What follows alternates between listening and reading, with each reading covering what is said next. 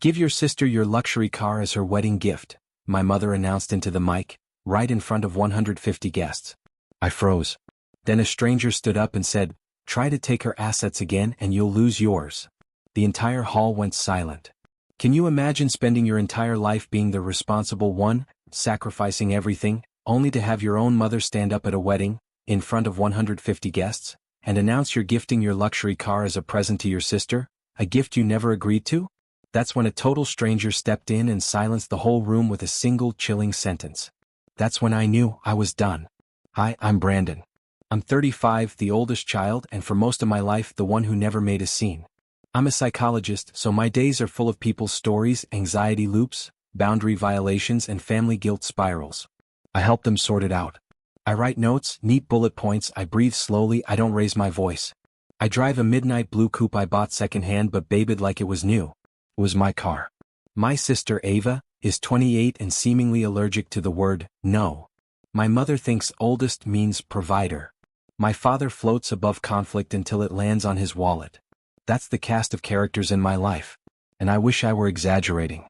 This didn't start at the wedding though. It started years back in smaller rooms, softer voices. I put myself through grad school, sliding scale clients by day, barista shifts by night, supervision hours on weekends. I ate canned soup and logged every dollar. When I finally opened my practice, one rented office, a second-hand couch, a lamp with a crooked shade, I thought maybe the family math would shift. I thought doctor would mean adult, not donor. The first big ask was temporary. Ava's last semester. Tuition glitch. Mom said they wouldn't let her register unless we paid the balance by Friday. It was a number that made my stomach flip. I transferred it anyway. "We'll pay you back," Dad said, staring somewhere above my shoulder. They didn't. I wrote it off as love. Then it was just until I find a job. Then a security deposit. Then, dress for the interview because appearances matter. Each time Mom's script was the same, "You're the stable one, honey." Each time my chest tightened, then I unclenched and paid. Boundaries are easier to teach than to keep. When I finally bought that car, it wasn't a flex. It was a promise to myself. Leather conditioned by hand on Sunday mornings. Service history in a tidy folder. Insurance in my name only. No cosigners. No favors. It represented something I didn't know how to explain to them. A line. A year later, the group chat began to rot. "Bran, can I borrow the car for a week?" Ava wrote. "My friend needs rides to rehearsal." I said, "No insurance." Mom replied with a string of rolling eye emojis like a teenager. Dad dropped a thumbs up. No idea for whom. There were smaller cuts. My mother accidentally added herself as the emergency contact at my office and started answering calls when my receptionist was at lunch. She'd whisper, "He's busy with important clients," into my business line like she was auditioning for manager. I told her to stop. She said, "I'm helping," and sent me a list of better session fees I should have the confidence to charge. I changed the phone password. The money pressure ramped up a year before the wedding. "Leo's family is very traditional," Mom said. Which apparently means they like big venues, bands, flowers, favors. "They don't expect us to match, of course," she assured me while forwarding spreadsheets. "But it would be lovely if we did." Then the real ask, "Could you cover the deposit?" We're in between things. In between things turned out to be Dad's hobby turned loss and Ava's job turned layoff turned content creation. I said I'd think about it. She said, "We already told them you would." I stared at the message long enough to feel my face get hot. Then I wrote, "No." I pressed send and put my phone face down. Mom called 5 minutes later. "No hello. You're being cruel," she said. "You know we don't have it." I said, "That's the point." She sighed. "You're a psychologist. You understand family. You're supposed to help." I said, "Helping isn't funding." She hung up. A week after that, Dad tried strategy. He took me to lunch at a place where the servers kneel to pour water like they're proposing. He said, "Your sister will only have one wedding." Statistically untrue. It would mean a lot. I said, "Boundaries mean more." He nodded like he heard me. The check came. He slid it across to me with 2 fingers. Then there was the dress emergency. Ava FaceTimed me from a boutique under lighting that makes everyone look important. "This is the one," she said, eyes shining. "If I put down a deposit today, I get the trunk show price." I said, "Then don't." She blinked like I'd switched languages. "You're not serious." "I am." She went still then cold. "You're so stingy." I said nothing. She delivered the line I could recite in my sleep. Family helps family. The next morning I woke up to a vote in the family chat. Should Brandon be supportive? It was Mom's idea of fun. Green heart for yes. Red X for no. Dad clicked the heart. Ava clicked the heart. 2 ants clicked the heart. I typed, "This isn't a democracy." Then I left the chat. What I didn't know then, my name was already penciled next to line items I hadn't agreed to, including apparently Brandon's car for Ava. Not a loan. A gift. Mom said later she thought it would be romantic. I think she thought it would be permanent. 2 months before the wedding, I got a certified letter addressed to the Brandon family from an insurance agent I'd never met. It was a policy change request adding Ava as a primary driver on my policy. My signature was perfect. Too perfect. I called the number on the letter. The agent sounded surprised when I answered. "Oh, your mother said you were busy and authorized her to sign for you." I felt something in my jaw click. "She did not," I said. "I had them void the form and add a note. No third-party changes. Owner authorization only in person." After that, I started saving things. Screenshots, voicemails, photos of paperwork. I told myself it was professional. Documentation reduces gaslighting. But it was also personal. If they were going to make me the villain, I would keep the script. 3 weeks before the wedding, Mom called crying. "I'm embarrassed," she said. "We need $15,000 just to cover the last payments. It's your sister's dream." My hands were steady on the phone. Dreams have budgets. She stopped crying. "You're cold?" 2 weeks before the wedding, Dad texted, "At least bring the car to display outside the venue. It'll look nice in photos." I replied, "No." He typed, then deleted, then typed again, "Don't make this hard." I didn't respond. I went to work. I ran groups about healthy boundaries. I sat with a teen whose mother used shame like a leash. I told him, "You don't have to earn basic respect." I drove home in silence and heard my own words bounce. The morning of the wedding, Mom called to check on me, which in our language means check on the car. I said I'd be there on time. She said, "Bring both key fobs." I said, "Why?" She laughed high and tight. "In case one gets lost." I said, "No." At the venue, a valet reached for my door before my engine quit. "Keys," he said. "No need," I told him. "I'll park." He looked confused but moved. I put the coupe in the corner spot, nose out, behind a pillar like it could hide. You know the rest of the scene. Microphone declaration. That stranger's sentence landing like a gavel. And me frozen with every time I'd said yes, tightening around my throat like a tie pulled too short again. The stranger had said, "Again," meaning she saw it right away. So did I. I didn't grab the mic. I stood and let the room watch me stand. That was enough to quiet the mutters. I walked to the stage without hurrying. Calm is a weapon if you choose it.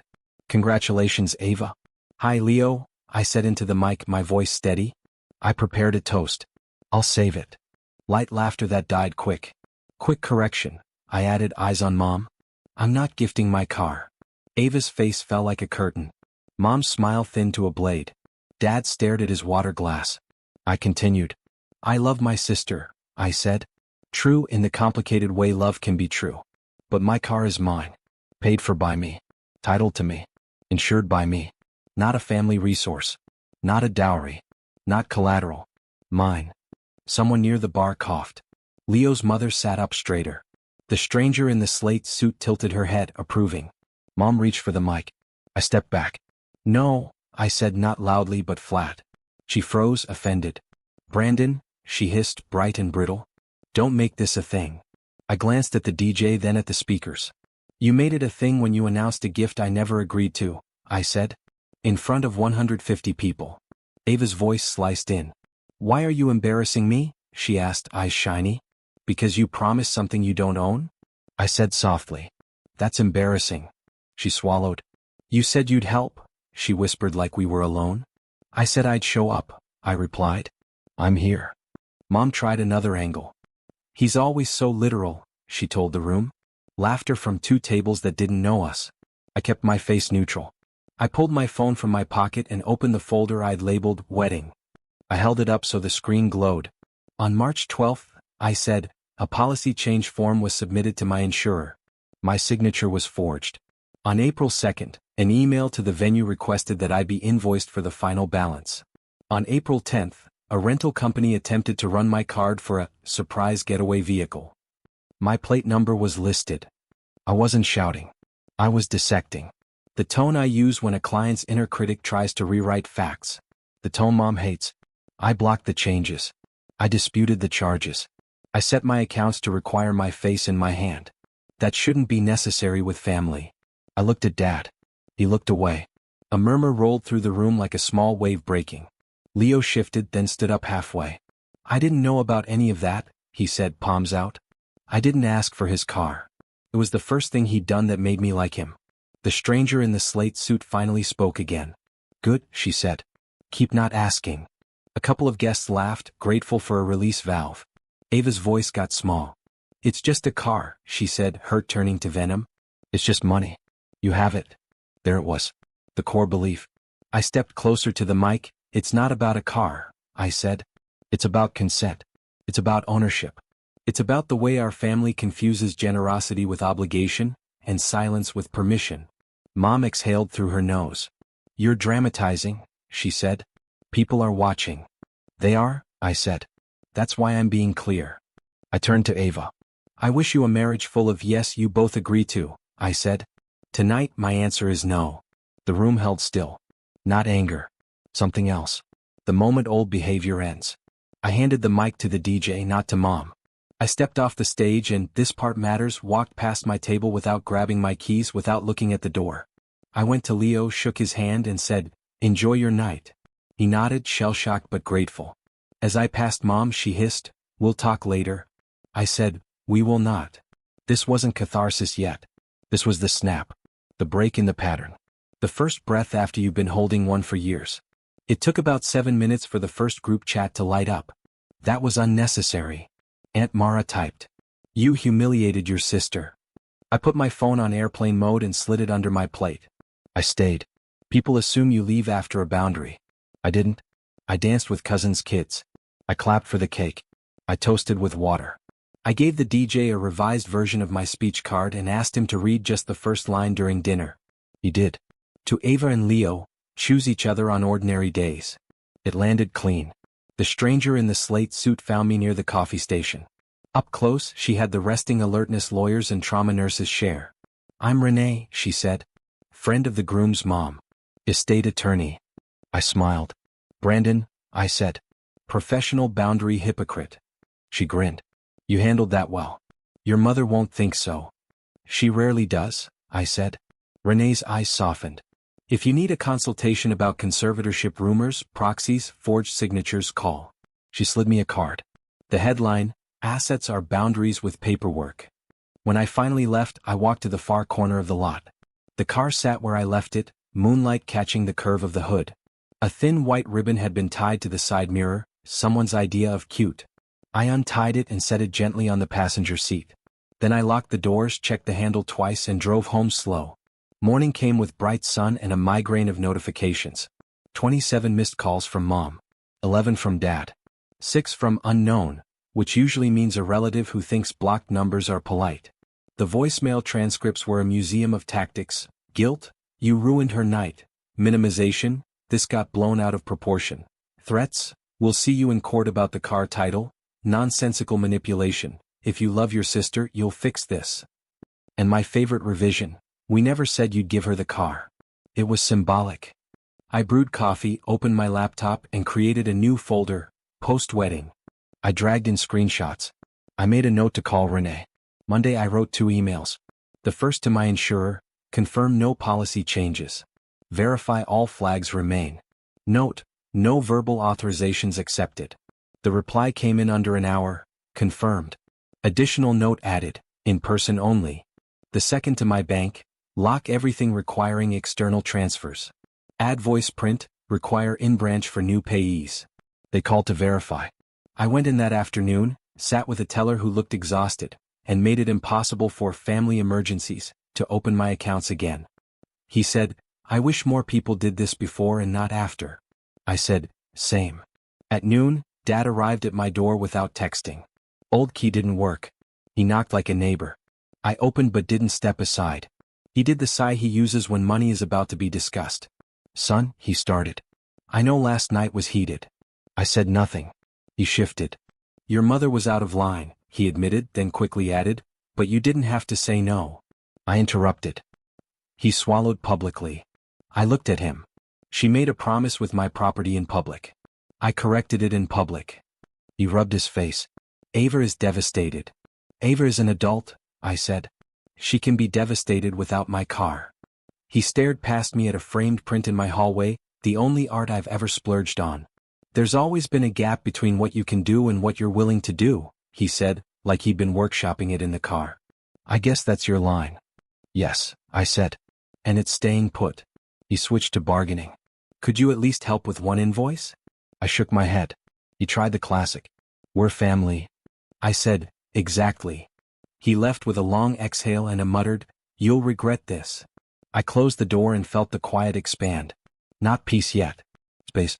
Mom's first in-person attempt came that evening. She doesn't knock, she announces. "Open up," she called, voice bright and false. I opened the top lock and left the bottom.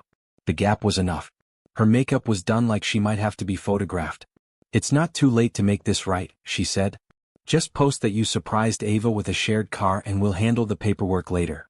I said, "No." She blinked. "You're punishing me." "I'm protecting me," I replied. She scoffed. "You sound like your clients." "I wish you'd listen like mine do," I said, then closed the door gently. She texted a new tactic. "We're having a family meeting Sunday. Be there at 2. I replied, "I won't attend meetings where decisions are pre-written." She sent a photo of a legal pad with agenda across the top. Line 1, car.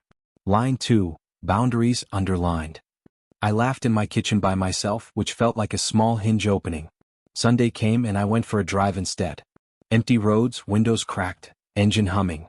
At a red light, a notification slid down. Unknown number. "We're watching your plates." I took a photo of the message and forwarded it to Renee with one line, "Is this extortion?" She replied, "It's stupid. Document everything. Come in Tuesday." That night, Aunt Mara posted on Facebook, "Some people forget who paid for their education." A few family friends commented vague support. I typed, deleted, typed again, then posted nothing. Silence is hard. It's also strategic. Tuesday at Renee's office, I handed over a tidy stack. She skimmed, then nodded. "You've been the family wallet," she said. "And they confused access with entitlement. We can make that legally inconvenient." Words I didn't know I needed. She drafted a letter, cease and desist. Unauthorized attempts to modify insurance, title, or accounts, defamation, harassment. She sent copies to my parents, Ava, and, per my request, the wedding planner whose assistant had tried to just grab your keys for the getaway shot. The planner replied instantly, "We are so sorry. We were following instructions from your mother." Renee sent a second letter. The planner refunded their handling fee. That felt petty and perfect. In the background, my life got quieter.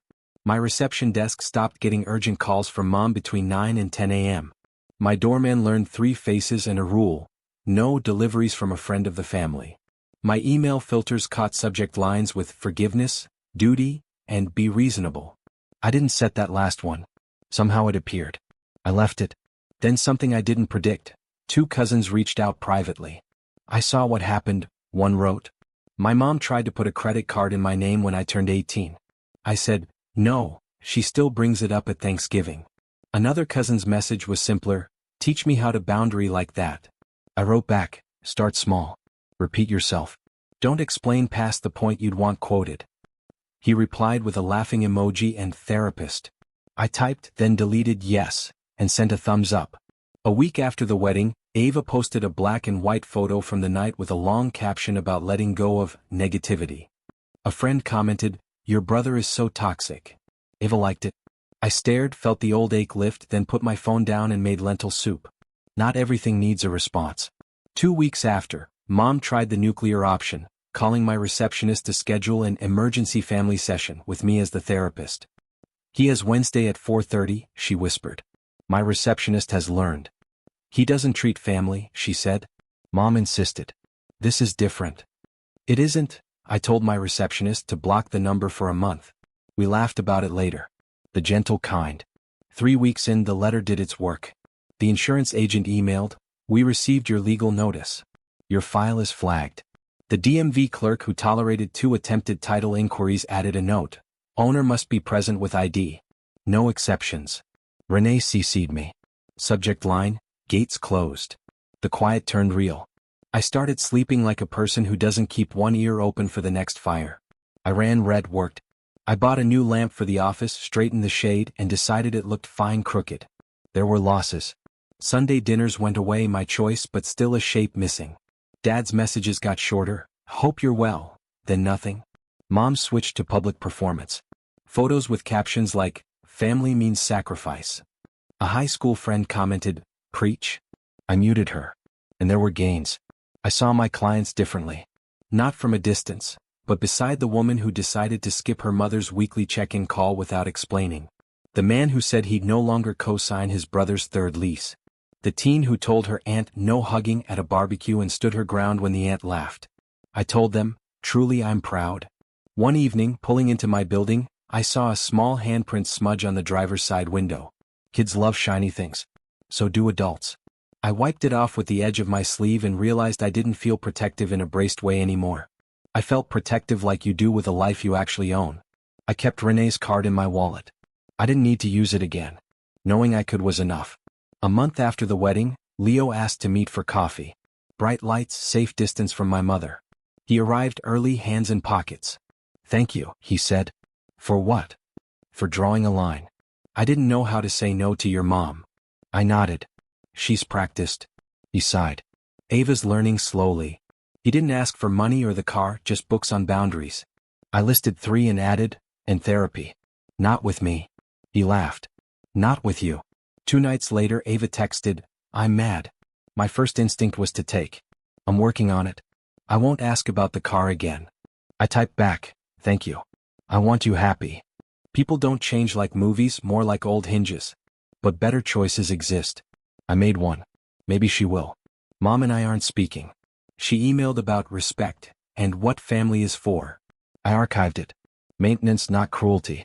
I don't know. Access to my nervous system. I still hear her public line, Brandon is gifting his luxury car.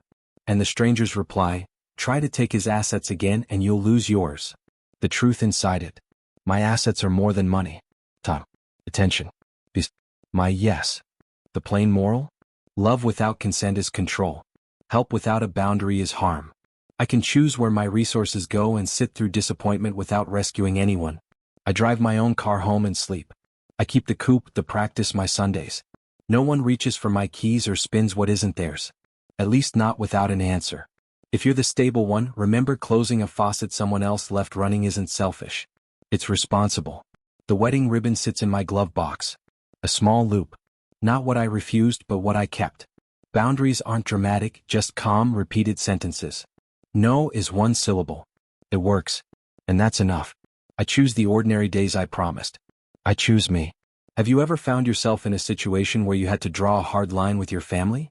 What was the hardest boundary you ever had to set? Tell me your story in the comments.